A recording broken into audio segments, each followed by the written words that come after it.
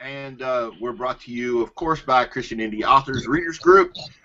And our panel tonight is, I'm your host, Pastor George, PG, George, whatever you want to call me, the fat guy with the beard, whatever. It doesn't matter. And then we have Samantha Fury, our founder. Hello, hello, hello. Tonight.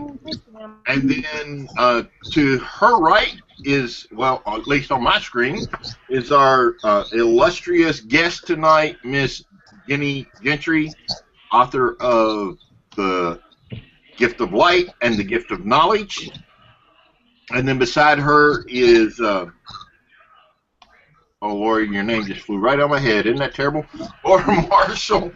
Happy birthday, Laura. Yeah, Laura. Today is her birthday. And beside her is one of our new members, Ruthie Madison, and we are just all here tonight to ask a ton of questions of Miss Jenny. So, are you ready? First I guess question. I'm as ready as I'm ever going to be. Okay. Well, I'm just going to kind of mix the questions that I have back and forth. I've got the ones that that we're going to ask every author, and then I have a whole bunch from your fans here. So, the first one, and I thought this was a really great question, as soon as I scroll down to where it is this. When did you know you were a writer? Let's start with that. Not an author, a writer. I knew I was a writer when I was 9 years old. I have a pretty significant hearing loss that was not picked up until I was in junior high. Wow. And it really isolated me as a child, and I found it much easier to read than to watch TV. I mean, we couldn't figure out why I couldn't understand people, and it just, so I picked up reading from there, and I was always an avid reader from the time I could read. And then my mom, for Christmas when I was 9 years old, and by the way, I'm a Christmas baby, and not the day of Christmas, but real close. Anyway, for Christmas, they bought me this Holly Hobby. I'm going to quit moving my hands around because that seems to be making it echo. Anyway, my mom bought me this Holly Hobby diary, and it became my journal. And I filled it up. I mean, I filled it up. And it was along about then that I was in the 5th grade and the 6th grade, and that's when you really start writing essay-type things and poetry and things in school. And I just filled up that stuff. I mean, I ate it up, I filled it up, and I had many teachers tell me that, I have talent for this and that I should do it. And, of course, I didn't really follow through with it. I went to nursing school because that's what all my friends did. Anyway, but I've always had a journal, always. And then when computers came, when I got my computer, I kept all my journals on my computer, and I kept writing and writing and writing. Every day I wrote something. And so, yeah, I learned at a young age that I wanted to write. That's what I wanted to do. So what got you to writing books instead of just journaling? I think a lot of that had to do with the fact that I was such an avid reader. I still am a very avid reader. I don't have as much time for it now, but I'm still an avid reader in that I can read a full-length novel in about 3 hours. And I've always been, I mean, I've spent more time reading than watching TV like most people. I've spent more time reading. And I just think from there I was already writing, and I think I started out wanting to do historical romance because, I mean, when I was a young girl and a young teen, that's what I read. I mean, I read historical romance. Went right from reading Little House on the Prairie to reading historical romances. And I wrote a few historical romances when I was younger, and like in my early 20s, and quickly decided that that was not my forte. And it wasn't long after that that these books were given to me by somebody in my church, and they were Frank Peretti's books, and they were Out of the Darkness and This Present Darkness. and it's not out of the darkness. It's this present darkness and Piercing the darkness. Thank you, Piercing the Darkness. And those books changed my life. They changed my whole perspective on how I look at the spiritual world and what God means to me, and how angels are real and demons are real, and how they really, really do have an effect and an influence on the world today and people. And I knew that then that I wanted to write a book like that. So that was like 20 years ago. Cool. So that was 20 years ago. When did you release your Gift of Light? That's your I released Gift of Light last September 2012. So, and that's your first book, correct? That's my first published book, not my first book. Okay. That's the question we were looking for. So you wrote stuff before the Gift of Light, you just didn't publish it. No. Why not? I'm not ready to do that. No, my earlier works, I'm not happy with them. I feel like as a writer I've grown. I've had a lot of practice.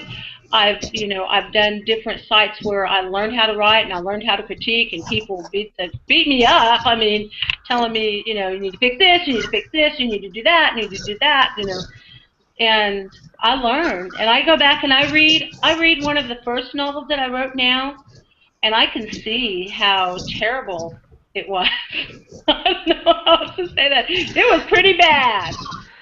Well, if you're like me, you probably didn't even know what POV was. I mean, no. I really didn't. I just hid-hopped all over the place. It was terrible. What is POV? No.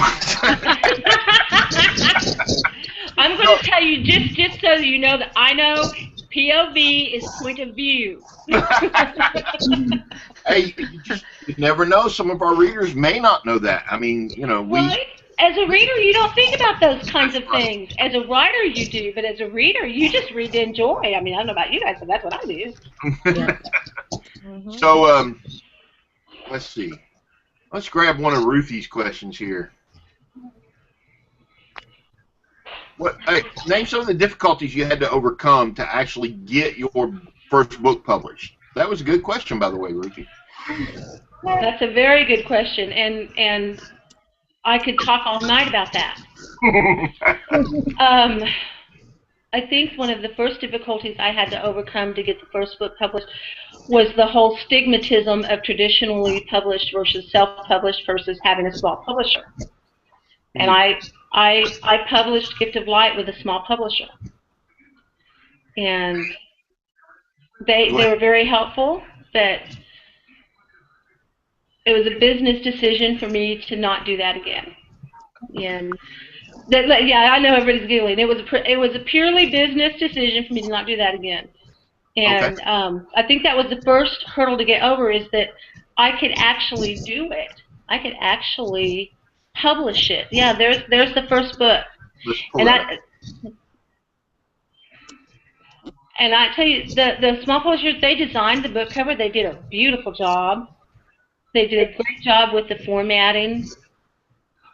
It is a neat cover. I will say that for it.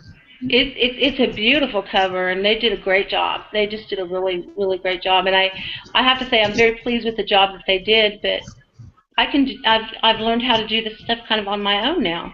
And Samantha did my. Can you tell us what the book's about?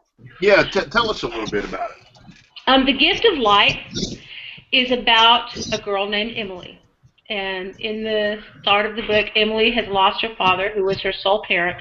Her mother has deserted her when she was a baby. And she goes to live with her Aunt Gemma.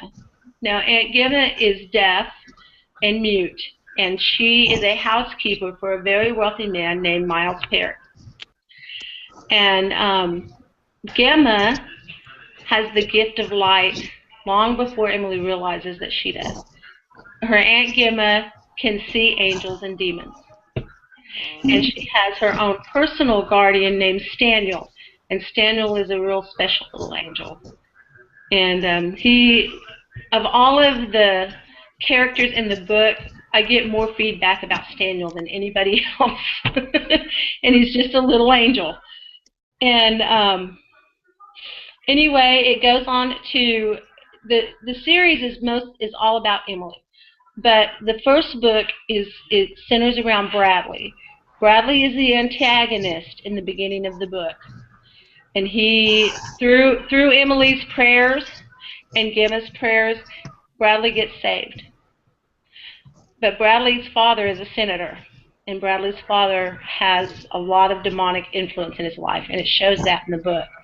And the whole battle is around Bradley's father and Bradley getting saved and Emily praying. So that's kind of the gist there. Well, and the neat thing is, I went and checked this out again today. I did read that book, and I am a great fan of that book. But I noticed today that you have a ton of positive reviews on that book. I mean, a ton. Isn't that unreal? Isn't that unreal? And I'll say that 90% of them are people that don't know me. Yeah, that's pretty neat. As a matter of fact, that's how we got introduced, is because somebody told me, read this book, I think you'll like it, and I had to look you up after I did that, because it was just such a neat book. So I'm glad to hear that. Thank you. And it was, of course, once we met and we decided to do this, that you were bringing out book 2, which is The Gift of Knowledge. Uh-huh.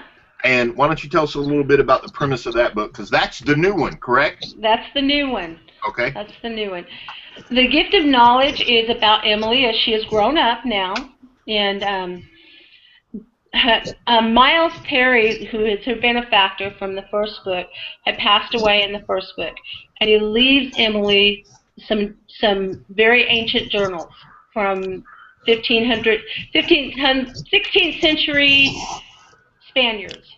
And in those journals is supposedly a map that leads to a cave that the giant kings, where the giant kings are buried. And the giant kings are Nephilim, however you guys say that. I say Nephilim. Anyway, the giant kings are basically Nephilim that have ruled in that time, in the time before the Spaniards. And it's real interesting. I learned a lot about the Amazon writing that book. I can tell you when their growing seasons are.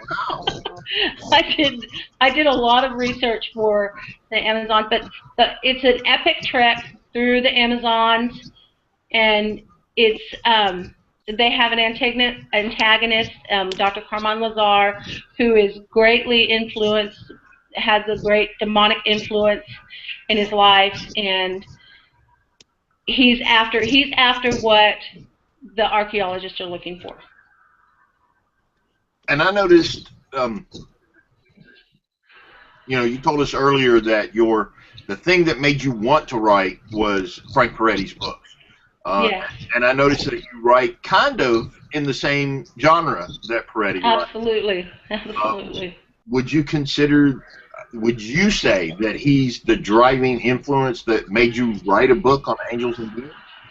Absolutely. Absolutely. He's iconic to me. I mean, he paved the way for this kind of a book. I have so many people come up to me today and tell me, where did you get the idea to write this book? I mean, nobody writes like that. And I'm like, well, yeah, they do. Yeah, they do. I've been reading them for the last 10, 20 years. And I want to say, where have you been? But I say, well, thank you. I understand what they're saying, because I'm a Peretti fan as well. But I would say that though you may see them as the same, we don't see them as readers. We don't see them as the same, because his deals more with that spiritual battle on the home front. Yours deals more with the characters that are involved in the battle. So, and I found that very interesting. So, Knowledge is just out. You released it when? I released it 2 weeks ago tonight, actually. 2 weeks ago tonight. So, and I noticed that you already had 3 reviews on it, all positive. Yes, thank you. So that's got to be exciting within 2 weeks. It is very exciting. And just as a message to new authors, when I released Gift of Light, I didn't have a single sale on that book for 3 months. Wow. Not one single sale. And when it did start selling, it kind of took off.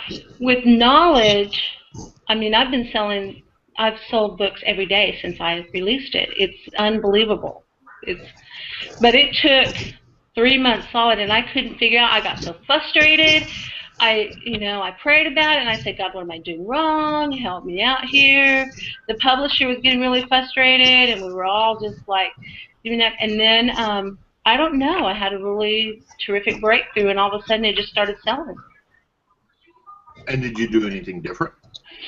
Well, we put the book on the ebook news today, and I will tell you, in one day I sold almost 600 copies. Well, that would do it. And I've been selling since then. I mean, that ebook news today, I mean, that's really, to be quite honest, launched my book. Absolutely. So one of the questions we got on the readers group was, have you experienced writer's block? Yes. And how do you deal with it when you do? When I have writer's block, I think about my character, and I say, okay, what is my character doing now? What are they doing right now? Are they watching TV? Are they playing a game? Are they, I mean, what in real life would they be doing right now at this minute, at this point in my book? What are they doing? And that usually helps me. And sometimes you got to get up and walk away from it and not think about it for a little while, and then come back. But I don't have writer's block for very long. I mean, usually if it's something that I'm wrestling with internally that I want to kind of resolve in my mind. Sometimes I will write out the result, the end result of what I want, where I want my characters to go, and then try to build up to it, and that'll help too. Good. Hopefully that'll help some fledgling authors who are struggling with that, or maybe even some of us old-timers who occasionally struggle with that. So here's the next question, and what's next for Emily? Okay, in the next book, it will center around Emily's sister. Okay. And Emily's sister is an empath. In the opening of The Gift of Light, the first book, we learn that Emily has lost her father, but before that, her mother abandoned her. Well, Emily doesn't know that she has a sister until the end of The Gift of Knowledge. And Emily's sister doesn't know she has a sister. Emily's sister's name is Jewel. And Jewel is an empath. And it's going to be really interesting because Jewel has been brought up on the streets of New York, and she's pretty hardcore. Interesting. So you're going in a whole different direction with book 3. I am and I'm not. I mean, it's a different story. It's not going to be chasing after Nephilim. There will be some of that kind of stuff in there because Dr. McGowan and Ethan and Emily are going to get married. I mean, I think it just blew that, right? So everybody knows that now. But anyway, so Dr. McGowan is still in there, and he's still part of book 3, and I'm still trying to figure out where I'm going with that one. So have you started on book 3 yet? I'm going to say no because I'm doing Nano. You're doing, I'm sorry. And that's a private joke between me and Pastor and Sam. You're doing what? I'm doing Nano. Well, everyone here knows what Nano is, but our readers may not know what Nano is. Will you explain that for them? NaNoWriMo stands for National Novel Writers Association Month. And all through the month of November, starting at midnight on November 1st until midnight on November 30th, we will be writing. And we're going to be writing an entire novel from start to finish, and it has to be at least 50,000 words. So you're going to attempt to write a 50,000-word novel in 30 days. Oh, yeah. I'm doing it. I'm not attempting. I'm doing it. So, and you're saving the what are you calling book 3? Do you have a name picked out yet? It is The Gift of Empathy. The Gift of Empathy. So, and you're going to write that for Nano. Yes, I am. There is a short intro into the book at the end of Gift of Knowledge. So, a teaser. A teaser. Awesome. Which I'm not including in the word count for Nano, okay?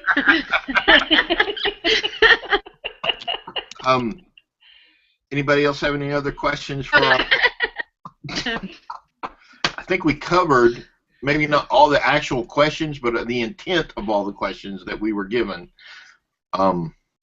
No, there's one more that we really need to ask, and this one actually came from Samantha, and I think it's going to be our final question tonight and every night, and that is, what's something as a writer that you know now that you wish you'd known when you started trying to become a published author?